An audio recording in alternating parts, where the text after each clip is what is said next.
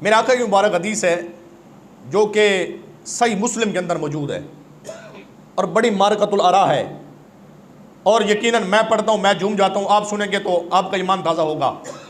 میرے حضور نے کیا ارشاد فرمایا؟ آپ نے فرمایا کیونکہ میں نے بات کرنی ہے عظمت قرآن پر، اور میں کوشش کرتا ہوں کہ عوام الناس کے ذہن کے مطابق بات کروں۔ دیکھیے میرے حضور نے فرمایا جو قرآن پڑھتا ہے نا یا قرآن پڑھاتا ہے، اللہ اسے دنیا میں 4 انعام عطا فرما دیتا ہے۔ جو بھی قرآن پڑھتا ہے یا قرآن پڑھاتا ہے، اللہ اسے دنیا میں کتنے انعام عطا فرماتا ہے؟ اللہ اسے دنیا میں 4 انعام عطا فرماتا ہے۔ آپ اس حدیث کو سن لیں اور دل کی تختی پر نوٹ کر لیں۔ آپ قرآن پڑھتے ہیں تو آپ اس حدیث کے مصداق ہیں، تو پھر بلے بلے ہو جائے گی۔ کیا میرے حضور نے فرمایا اللہ قرآن پڑھنے والے کو، اللہ پڑھانے والے کو اللہ 4 انعام عطا کرتا ہے۔ 4 انعام۔ پہلا انعام کیا ہے؟ میرے حضور فرماتے ہیں نازلت علیہم السکینہ، جو بھی قرآن پڑھتا ہے یا قرآن پڑھاتا ہے تو کیا ہوتا ہے؟ اللہ اسے زندگی کا ہمیشہ ہمیشہ والا سکون نصیب فرما دیتا ہے۔ اللہ اسے زندگی کا ہمیشہ والا سکون، راحت اللہ عطا فرما دیتا ہے۔ آج دیکھیے کس کو سکون کی ضرورت نہیں ہے؟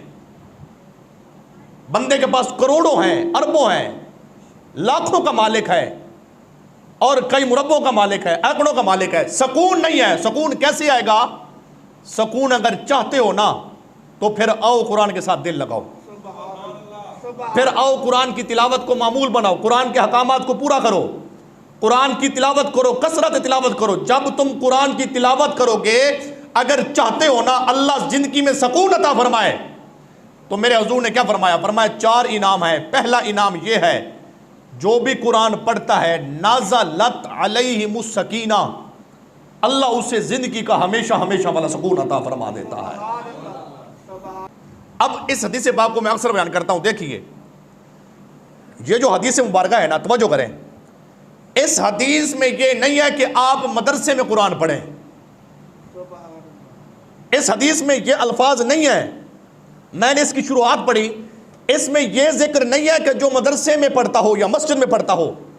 میں قربان جاؤں نبی کی عظمت پر، نبی کی شان پر، نبی کے مقام پر، نبی کے مرتبے پر۔ آقا نے حدیث کا ایسا جملہ فرمایا جو بھی میرا غلام ہے نا، وہ چاہے گھر میں قرآن پڑھے، چاہے مسجد میں پڑھے، چاہے مدرسے میں پڑھے، چاہے تکیے کے اوپر رکھ کے پڑھے، چاہے پھٹی کے اوپر رکھ کے پڑھے، چاہے اعتکاف میں پڑھے، چاہے جس حالت میں پڑھے، شرط یہ ہے کہ قرآن پڑھے۔ آقا نے کیا فرمایا جو بھی قرآن پڑھتا ہے، جملہ پسند ہے تو بولنا، فرمایا وغشیتہم الرحمہ، جب بھی قرآن کا قاری، قرآن پڑھنے والا جس مقام پر بیٹھ کے پڑھے، اعتکاف میں پڑھے، گھر پڑھے، جب قرآن کی تلاوت شروع کرتا ہے، اللہ کی رحمت آ کر اسے ڈھانپ لیتی ہے، اسے گھیر لیتی ہے، اللہ کی رحمت آ کر گھیر لیتی ہے۔ اب نبی کے غلاموں، حدیث کا ایک ایک جملہ، ایک ایک حرف، ایک ایک نقطہ سونے سے لکھنے کے قابل ہے۔ نبیوں کے سلطان 14 صدیاں پہلے حضور آپ گارنٹی بیان فرما کے گئے، فرمایا قرآن پڑھو تو صحیح، فرمایا قرآن کے ساتھ دل لگاؤ تو صحیح نا، قرآن سے محبت کرو تو صحیح نا، قرآن کی تلاوت تو کرو نا۔ کیا میں بیٹھا یار، سیر آلیں تو یار گوڑے کھڑے کر دینا، بہت سیدھا لینے پورے صفوں میں بیٹھے، صفوں میں۔ فرمایا شرط یہ ہے کہ قرآن پڑھے۔ اب نبی کے غلاموں دیکھیے، اب حدیث کا جملہ ہے، یہ بڑا معرکۃ الآراء ہے۔ میرے حضور نے فرمایا تیسرا انعام یہ ہے وَحَفَّتْهُمُ الْمَلَائِکَہ، فرمایا تیسرا انعام یہ ہے کس کے لیے؟ بولیے، جو قرآن پڑھتا ہے۔ فرمایا جو قرآن پڑھتا ہے اس کے لیے تیسرا انعام کیا ہے؟ فرمایا وَحَفَّتْهُمُ الْمَلَائِکَہ، اس پر اللہ کا انعام یہ ہے وہ جیسے ہی قرآن کی تلاوت شروع کرتا ہے، اللہ کے فرشتے آ کر قرآن پڑھنے والے یا پڑھانے والے کا آ کے طواف شروع کر دیتے ہیں۔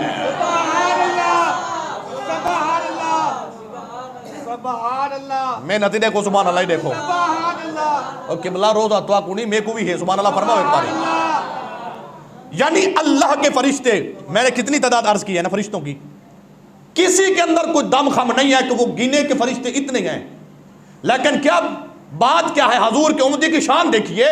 جب آپ گھر جائیں، جمعہ ختم ہو، ماہ مقدس ہے، 30واں روزہ ہے، چوتھا جمعہ ہے، تنہائی میں بیٹھے ہو، گھر میں بیٹھے ہو، کمرے میں کوئی نہ ہو، پھر یہ جو مفتی ہے نا دل، اس سے پوچھنا یار تو گناہ گار ہے، کبھی تو کیا کر لیتا ہے، کبھی کیا کر لیتا ہے، نماز پوری طرح نہیں پڑھتا ہے، خشوع و خضوع نہیں ہوتا، کتنا گناہ گار ہے. لیکن گناہ گار ہونے کے باوجود اے نبی آخر الزمان محمد مصطفیٰ کی امتی، تنہائی میں بیٹھنا، پھر گربان میں جھانکنا، اس مفتی سے پوچھنا پھر بھی اللہ نے تیری کتنی شان بنائی ہے. جب بھی تو قرآن پڑھتا ہے یا پڑھاتا ہے، اللہ کے فرشتے آ کر تیرا طواف شروع کر دیتے ہیں. بولو سبحان اللہ پیار دے. جب آپ قرآن پڑھتے گئے، چاہے گھر میں پڑھیں، حدیث میں کوئی شرط نہیں ہے، حدیث میں کوئی شرط نہیں ہے. اب نبی کے غلاموں آخری جملہ سنیے حدیث کا، پھر اگلی بات کروں. میرے حضور نے فرمایا پھر جو چوتھا انعام ہے نا، خوش تو بیٹھے ہو سارے، مجھے تھے بیٹھے ہوئے، خیر ہے کہ بلا اس سے بڑی رب کی نعمت کیا ہو. روزہ بھی ہے، چوتھا جمعہ بھی ہے، باوضو بھی بیٹھے ہیں، مسجد میں بیٹھے ہیں، نماز جمعہ کے لیے آئے ہوئے ہیں. انوار و تجلیات کی بارش ہے اور فرشتوں نے حاضری بھی لگا لی الحمدللہ سے. دیکھیے نبی کے غلام خوش ہو کے بیٹھے، ہم رب کی رحمت کے سائے میں بیٹھے ہیں.